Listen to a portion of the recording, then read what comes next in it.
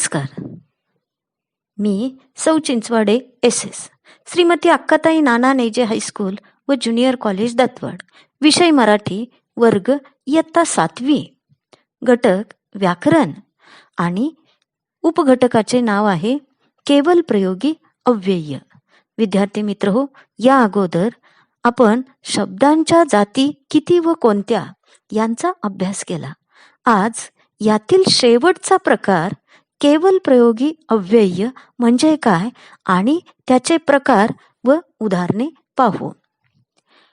आपल्या मनातले विचार आपण शब्दातून व्यक्त करतो. अनेक शब्दांपासून वाक्ये तयार होतात. या वाक्यांच्या द्वारे आपण आपले विचारही प्रकट करतो. कधी कधी विचार व्यक्त करण्या अगोदर आपल्या तोंडून एकदम काही अचानक शब्द बाहेर पडतात, तर कधी आपल्या मनात दाटून आलेली एखादी भावना एखाद्या उद्गाराच्या साहाय्यानेही आपण व्यक्त करतो. उदाहरणार्थ, आहा किती सुंदर ते फूल. दुसरं उदाहरण, अबब केवढा मोठा हा साप. तिसरं उदाहरण, अरे रे फार वाईट गोष्ट झाली ही. वरील सर्व उदाहरणामध्ये अनुक्रमे आहा, अबब, अरे रे हे शब्द उद्गारवाचक शब्द आहेत. हे शब्द म्हणजे माणसाच्या मनातील भावना व्यक्त करणारे उद्गार आहेत. या शब्दांनाच व्याकरणात केवल प्रयोगी अव्यय असे म्हणतात.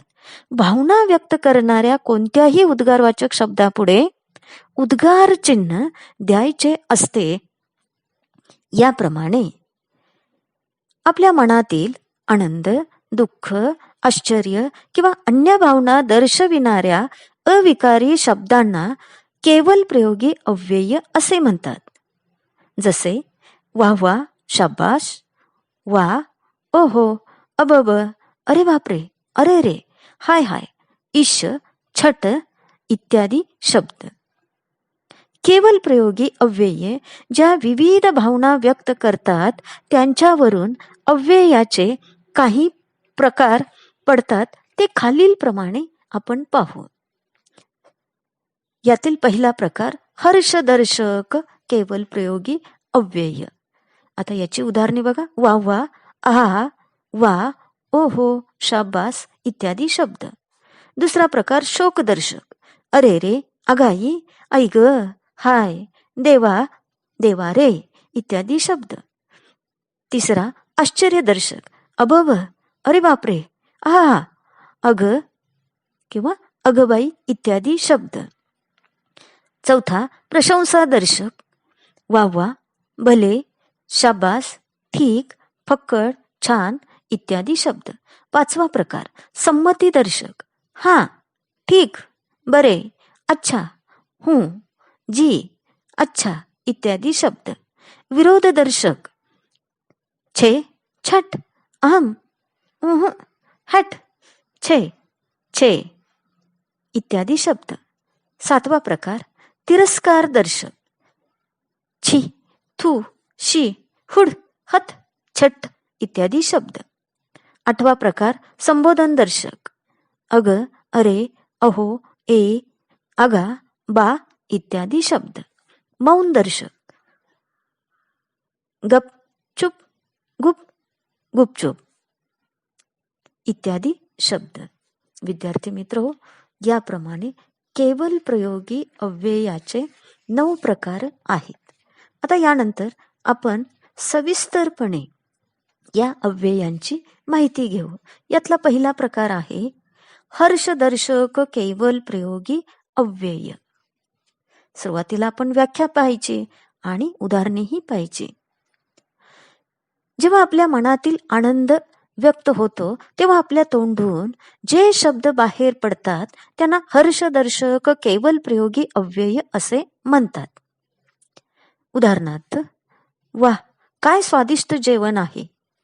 दुसरं उदाहरण, आहा हा किती सुंदर पक्षी आहे. आता यातील वा, आहा हा अधोरेखित केलेले शब्द हर्षदर्शक शब्द म्हणून ओळखले जातात. आता यातला दुसरा प्रकार शोकदर्शक केवल प्रयोगी अव्यय. जेव्हा आपल्या मनात दुःख किंवा शोक निर्माण होतो तेव्हा आपल्या तोंडून अरे रे, हाय, हाय, आई ग असे शब्द बाहेर पडतात. त्यांनाच शोकदर्शक केवल प्रयोगी अव्यय असे म्हणतात. उदाहरणार्थ, आई ग, पायात काटा रुतला. दुसरं उदाहरण, अरे रे, किती मोठा अपघात झाला. आता यातला तिसरा प्रकार, आश्चर्यदर्शक केवल प्रयोगी अव्यय. अबब, बापरे, अरेच्या अशा शब्दातून आश्चर्य व्यक्त केले जाते, म्हणून त्यांना आश्चर्यदर्शक केवल प्रयोगी अव्यय असे म्हणतात. याची उदाहरणे बघा. अबब, केवढा मोठा साप. दुसरं उदाहरण, बापरे, किती मोठी ही इमारत. तिसरं उदाहरण, अरेच्या, तू कधी आलास. आता यानंतर चौथा प्रकार, प्रशंसादर्शक केवल प्रयोगी अव्यय. छान, शाबास असे शब्द एखाद्याची प्रशंसा किंवा स्तुती करण्यासाठी वापरले जातात. त्यांना प्रशंसादर्शक केवल प्रयोगी अव्यय असे म्हणतात. उदाहरणार्थ, छान, तुझे हस्ताक्षर वळण आहेत. उदाहरणार्थ, छान, तुझे हस्ताक्षर वळणदार आहेत. दुसरं उदाहरण, शाबास, तू जिंकलास. या शब्दामध्ये छान, शाबास हे शब्द प्रशंसादर्शक केवल प्रयोगी अव्ययाचे शब्द आहेत. आता पाचवा प्रकार, संमतीदर्शक केवल प्रयोगी अव्यय. जेव्हा आपण संमती दाखवित असतो तेव्हा ठीक, हा, बरं आहे इत्यादी शब्द वापरतो.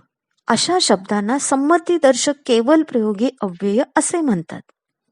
उदाहरणार्थ, ठीक, तू उद्या लवकर ये हं. दुसरं, बरं आहे, काळजी घे. तिसरं उदाहरण, अच्छा, तू जा आता.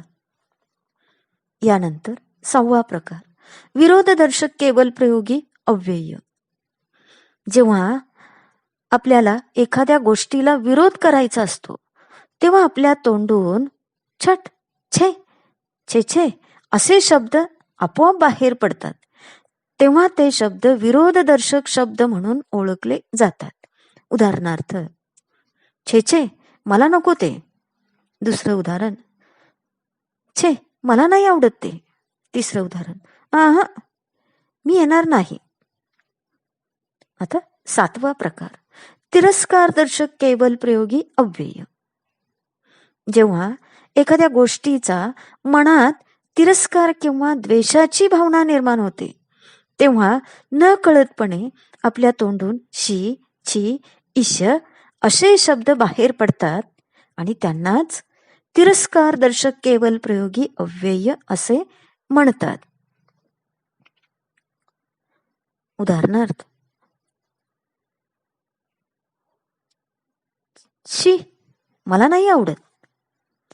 दुसरं उदाहरण, छी,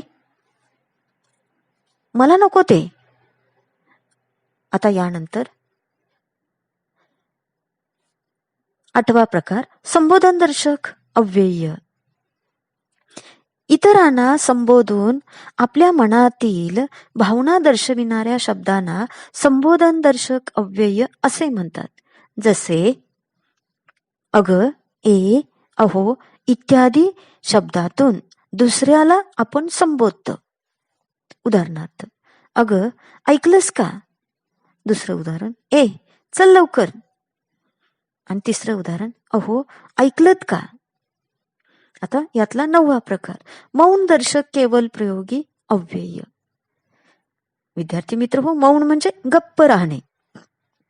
काही वेळेला आपल्या मनातील मौन दर्शविताना किंवा आपल्या मनातील मौन दर्शविणाऱ्या शब्दांना मौन दर्शक केवल प्रयोगी अव्यय असे म्हणतात.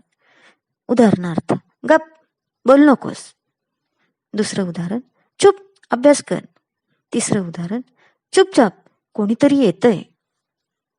विद्यार्थी मित्र हो, याप्रमाणे केवल प्रयोगी अव्यये ही सामान्यतः वाक्याच्या आरंभी किंवा सुरुवातीला येतात हे आपल्याला लक्षात आलं. यावरून जी अव्यये बोलणाऱ्याच्या मनातील हर्ष, शोक, आश्चर्य, तिरस्कार, अनुमोदन इत्यादी भाव किंवा वृत्ती दर्शवितात त्यांना केवल प्रयोगी अव्यय म्हणतात. बघा परत एकदा, जी अव्यये बोलणाऱ्याच्या मनातील हर्ष, शोक, आश्चर्य, तिरस्कार, अनुमोदन इत्यादी भाव किंवा वृत्ती दर्शवितात त्यांना केवल प्रयोगी अव्यय असे म्हणतात. ही अव्यये आपल्या मनातील भावना व्यक्त करण्याच्या दृष्टीने प्रभावी ठरतात, वाक्यांना शोभा आणतात व भाषेला सौंदर्य प्राप्त करतात.